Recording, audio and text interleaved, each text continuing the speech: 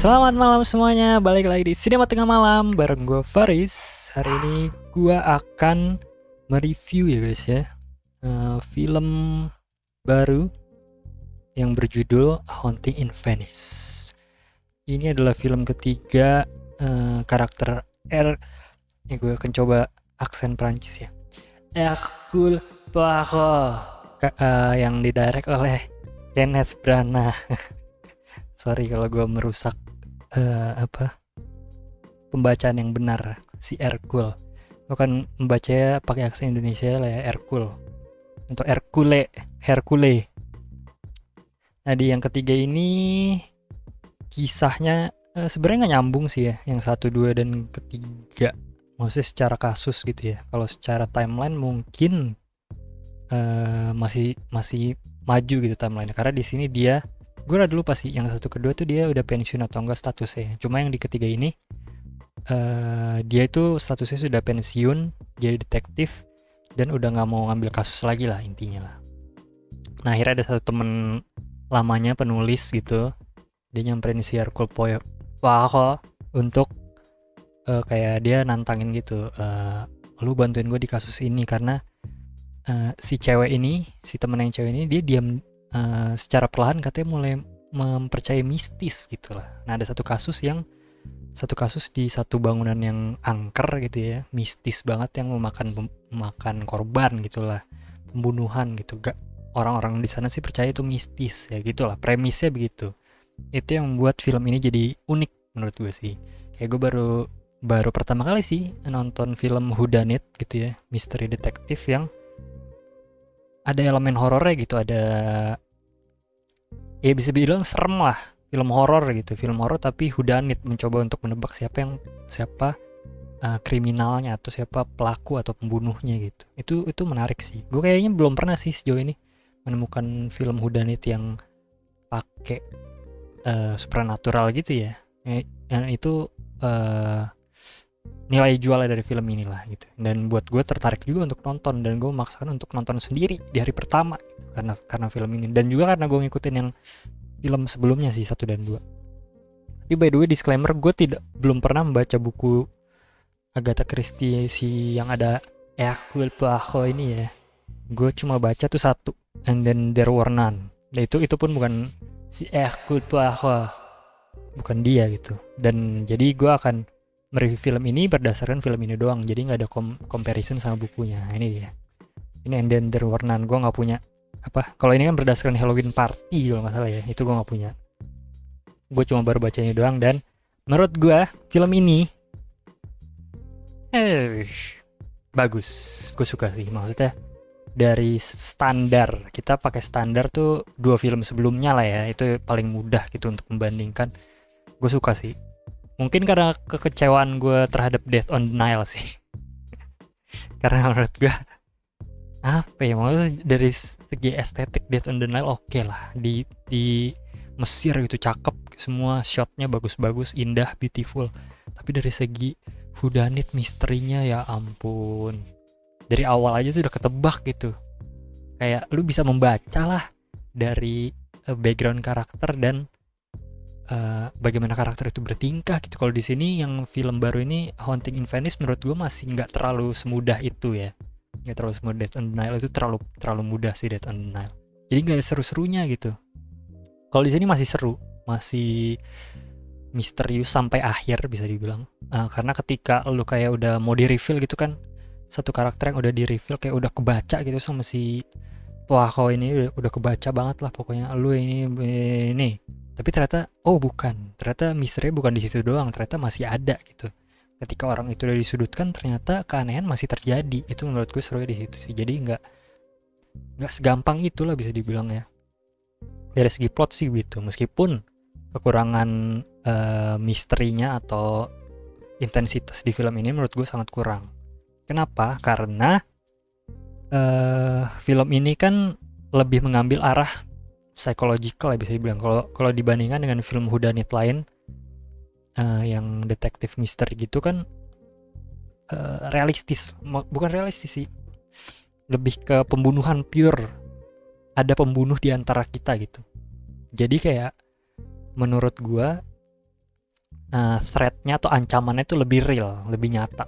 Kalau di sini kan lebih tabu karena film ini membahas tuh lebih ke supranatural gitu. Jadi kalau lu yang nggak percaya sama hantu, jadi nggak terlalu mematikan gitu, tidak begitu mengancam di film ini. Ya, semoga kalian paham ya. Jadi intinya sih karena film ini kayak oh ini hantu nih yang bunuh, terus ya Hercule-nya itu kan nggak terlalu percaya sih, Poirot-nya nggak terlalu percaya gitu sama hantu. Jadi kayak kerasanya tidak ada, nggak begitu menegangkan gitu, kayak nggak di, kalau yang film-film whodunit biasanya tuh kayak rasanya tuh ya, yang gue rasakan ketika nonton film whodunit adalah cepet ayo, misalkan ayo cepet wow, lu harus menemukan siapa nih pelakunya, kalau nggak ada yang mati lagi dalam misalkan 30 menit gitu, atau setiap berapa 30 menit akan ada yang mati. Tapi di sini tuh nggak ada sama sekali, bener-bener random aja yang mau dibunuh tuh. Gue nggak tahu apakah, jadi ketika nonton tuh gue nggak tahu apakah si pelaku ini akan membunuh orang lagi atau memang tujuannya cuma menakut-nakuti doang gitu. Gue nggak, jadi ya gitu sih, kayak tidak ada motif pembunuhannya gitu, tapi baru di reveal di akhir ya, baru ada motifnya gitu. Itu aja sih, intensitasnya tidak nggak bikin lu apa ya, kalau ada kiasannya kan membuat lu di ujung apa tempat duduk gitu kan. Ini enggak sih menurut gue, kayak nggak seintens itu gitu. Itu sih kalau dari segi whodunit, plot, detektif, misteri segala macem ya. Nah, yang mau gue bahas selanjutnya adalah elemen horor, karena kan ini adalah elemen yang digunakan sebagai plot dari cerita ini ya. Ketika Poirot ini mengunjungi lokasi yang angker dan dia diajak untuk main komunikasi sama hantu gitu lah intinya. Kalau horornya sih menurut gue standar banget ya, dan gue memaklumi itu gitu. Itu sebuah kekurangan, cuma nggak membuat film ini menjadi jelek gitu lah ya. Karena gue paham film ini bukan film horor. Ya mungkin film ini film horor sebenarnya, tapi tujuan film ini adalah bukan menjadi film setan yang buat kayak kita nonton ini tuh untuk ditakuti atau jump scare, itu enggak sih menurut gue. Karena sejatinya film ini adalah film detektif atau film whodunit gitu. Itulah film Hercule Poirot.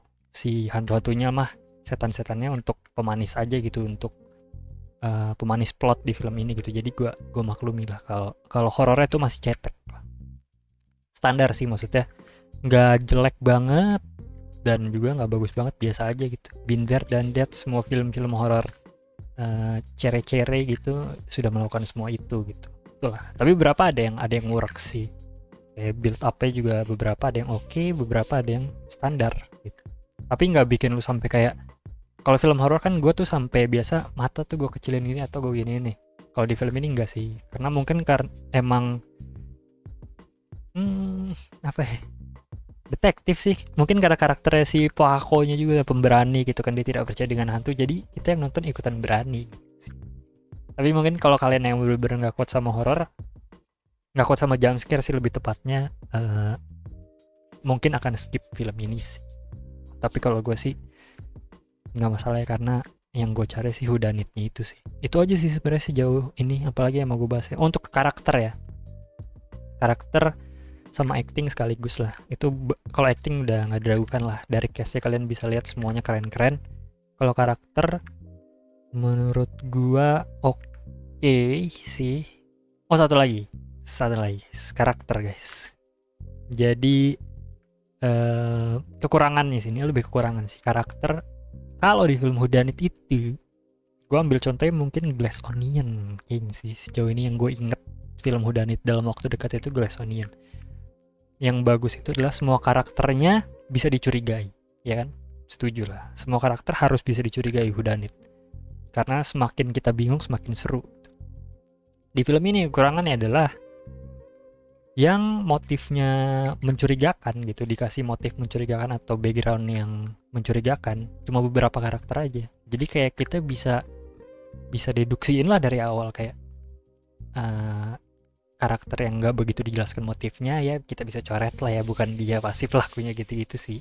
Jadi dari awal kita udah bisa deduksi sendiri gitu. Jadi di akhirnya pas ketika di reveal ternyata dia lu kan yang ini kita kayak Ya oke, kita bisa setuju. Kalau kan soalnya kalau kayak yang bagus gitu, kayak semuanya bisa terjadi.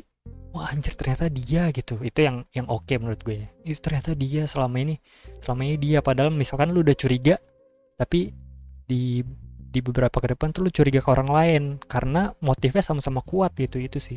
Di sini motifnya nggak sebanding lah satu karakter dengan yang lainnya. Jadi orang kayak ketika di reveal pelakunya dia, oke lah. Karena yang lain juga motifnya ya biasa aja gitu. Tapi kalau rating ya itu sih udah sih segitu doang sih yang mau gue bahas sih. Bagus filmnya, gue suka. Dibanding dengan Death on the Nile itu hancur, ya gue lebih suka ini pastinya. Tapi kalau Murder tuh gue agak lupa ceritanya, cuma yang jelas Murder itu gue nggak terlalu suka endingnya. Endingnya gue lebih suka ini. Jadi kayaknya si favorit gue dari trilogi itu si ini sih kayaknya. Kalau mau di ranking sih yang pertama si Haunting in Venice, 2 Murder on the Orient Express, 3 Death on the Nile. Itu sih. Tapi filmnya overall worth it sih menurut gue. Apalagi kalau suka whodunit, suka Hercule Poirot, suka Agatha Christie, dan semoga katanya sih rumornya mau di apa namanya, ada Agatha Christie universe segala macam. Nggak kayak MCU gitu sih, cuma ya buku-bukunya Agatha Christie gue ada nih by the way, tapi belum gue baca. Buku-bukunya mau diangkat ke film gitu ya. Aku sih yes, ya kan, meskipun gue belum baca. Tapi dari yang gue baca And Then There Were None sih itu udah oke sih ya. Dan gue sih mendukung banget gitu ya. Si Hercule gue cuma ada satu, gue menunggu sih kisah-kisah dia yang lainnya karena gue suka, jujur gue suka whodunit, seru menurut gue. Lu bisa berteori sambil nonton gitu. Lu mau nonton sendiri, mau nonton sama temen lu, sama-sama seru. Menebak-nebak siapa yang melakukannya gitu. Kita diajak berpikir. Tapi overall balik lagi ke filmnya, oke, worth it. Dari gue dapet 3 out of 5 stars. Itu udah oke sih dalam standar gue. 3 itu udah bagus banget. Dan gue suka banget film ini. Oke, jadi kalian langsung nonton aja kalau tertarik. Mungkin tapi kalau kalian yang gak suka horor, ya nonton sama teman lah, bisa lah. Karena menurut gue gak serem-serem banget sih. Gitu sih, kalau gak suka horor gitu. Oke, jadi kalian boleh langsung komen lah. Yang udah nonton, boleh langsung komen apa kalian suka atau tidak suka. Atau yang baca bukunya Agatha Christie semua, kalian bisa compare mungkin di kolom komentar, kayak misalkan di buku tuh harusnya bisa lebih kayak gini, akan lebih baik jika bagian ini dimasukkan gitu-gitu. Atau kalian mau rekomendasi gue buku Agatha Christie yang bagus guys, yang harus gue baca gitu, karena sejauh ini yang gue baca cuma baterai tinggal dikit kan. Oke, udah segitu ya guys ya, segitu ya dari channel Sinema Tengah Malam. Oke, jangan lupa like, subscribe, dan komen. Sampai ketemu di konten review dan reaction berikutnya. Bye bye, selamat malam.